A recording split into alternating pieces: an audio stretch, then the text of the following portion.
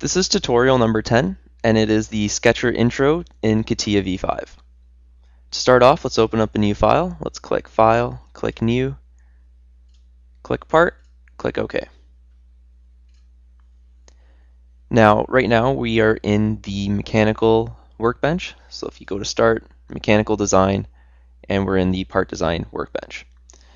Now, what we're going to do is we're going to go into the Sketcher workbench, and I'm going to show you a few of the options and just a quick little overview. And for the rest of the tutorials from now, we're going to be working in the Sketcher workbench.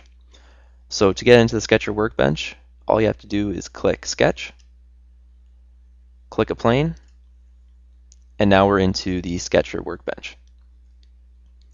Now, to get out of the Sketch workbench, all you have to do is click Exit Workbench, and now you're out. Now you're able to use this workbench with other workbenches rather than just the mechanical one. So if we go to Start, and if we go to the Shape, and go to Generative Shape Design, we also have the Sketcher workbench. So we'll click Sketch, click the plane, and again, we're able to use the Sketcher workbench. Now let's exit this, and we'll go back to the Part Design one. So Mechanical Design, Part Design, click Sketch, and click a plane, and now we're into it. Now a few of the options I want to go over are the grid and the snap to point. Now the grid, you're able to toggle on and off, and the grid is just like grid paper. You're able to change how many squares you have and how precise it is, and you're also able to make it snap to a point. Now what I mean by snap to a point is, let's draw a rectangle. We'll start it at the middle, and you can see that I'm only able to snap it to a point of the grid. Click OK. Now let's uncheck the snap to point, and now when I do a rectangle from the center, I'm able to do any size, doesn't snap to any grid. So this is an option. You're able to choose if you want to have it or not. I'm not going to use it in this tutorial. I find that snapping to a point is kind of useless.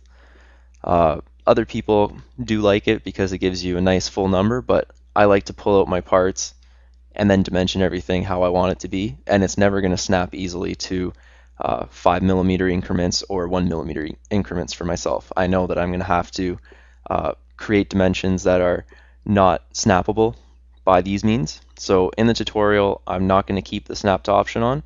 You're able and more than welcome to use the snap to point. I'm not going to use it. I'll keep the grid in the background though. Now, with your Sketch workbench, you have all these tools on the side here. So you're able to use any of these tools here. If you go in, you've got your rectangle and all these different shapes that you're able to click on the Sketcher and start making sketches. You can do circles, you can do lines, it's all up to you.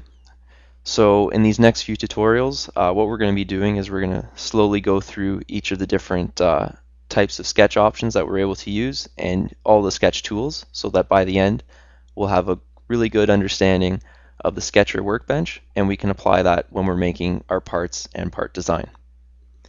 And this concludes our tutorial in the Sketcher workbench within SOLIDWORKS.